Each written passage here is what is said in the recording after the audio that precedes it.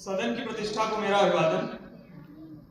मैं विषय के पुरजोर विपक्ष में अपना वक्तव्य यहाँ पर स्थापित करने जा रहा हूँ। सबसे पहले मैं विषय की औपचारिकता पर प्रश्न उठाते हुए यह कहना चाहता हूँ कि यह विषय औपचारिक किस प्रकार से, पाश्चात्य राजनीतिक विचार आधुनिक किस प्रकार से माने जा सकते हैं? क्या समस्त राजनीतिक चिंतन पर उपनिवेशवाद एक काला धब्बा नहीं है?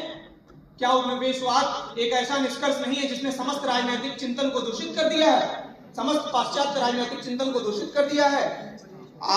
एक औपनिवेशवादी चिंतन ही साम्राज्यवाद का जन्म करता है और उसी आधार पर साम्राज्यवाद का विस्तार हुआ, जिस साम्राज्यवाद का भुक्तभोगी 2/3 विश्व रहा है।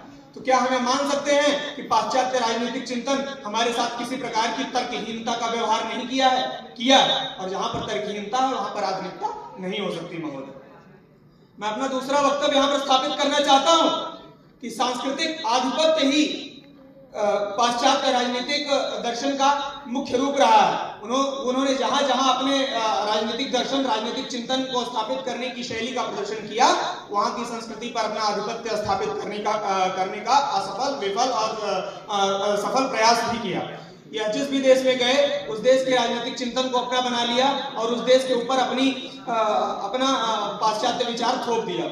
मैं यह मानता हूं कि किसी भी देश की अंतरजातीय परंपराओं की अवहेलना की गई, बाद में अपने विचारों को थोपा गया और अपने ही विचारों को सर्वश्रेष्ठ माना गया और लोकमानस में उस विचार को उतारने की एक निंदनीय घटना, जो कि पाश्चात्य राजनीतिक विचार जिसको बढ़ावा देता है, ऐसा पाश्चात्य राजनीतिक विचार द्वारा किया गया।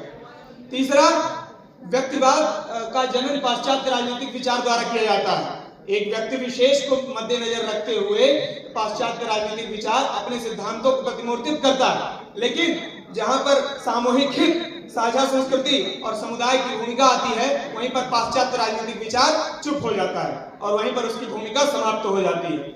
अंतिम में मैं ये कहना चाहता हूं कि सार्वभौमिकता का मिथ्या दावा करने वाले इस पाश्चात्य राजनीतिक विचार ने समस्त संसार में कहीं पर भी अपनी स्थापत्य कला नहीं दिखाने का एक व्यक्तिगत ढोंग किया है। जहां पर मैं ये मान रहा हूं कि गैर पश्चिम जितने भी विधान है संसार में, वहां पर पाश्चात्य राजनीतिक चिंतन लागू ही नहीं हो सकता और उसको लागू करने का इन्होंने एक व्यर्थ प्रयास भी किया और जो प्रयास कहीं कहीं सफल हुआ, उस संस्कृति का इन्होंने उन्मूलन कर दिया। इसलिए पाश्चात्य राजनीतिक विचार आधुनिक नहीं हो सकते। और रही बात प्लेटो और अरस्तु की, तो अरस्तु द्वारा दिया गया गृहस्थी सिद्धांत और प्लेटो द्वारा स्लेवरी को स्वाभाविक बताना अपने आप में किस प्रकार से स्वाभाविक है, यही मैं आप सभी महोदय से पूछना चाहता हूं। धन्यवाद।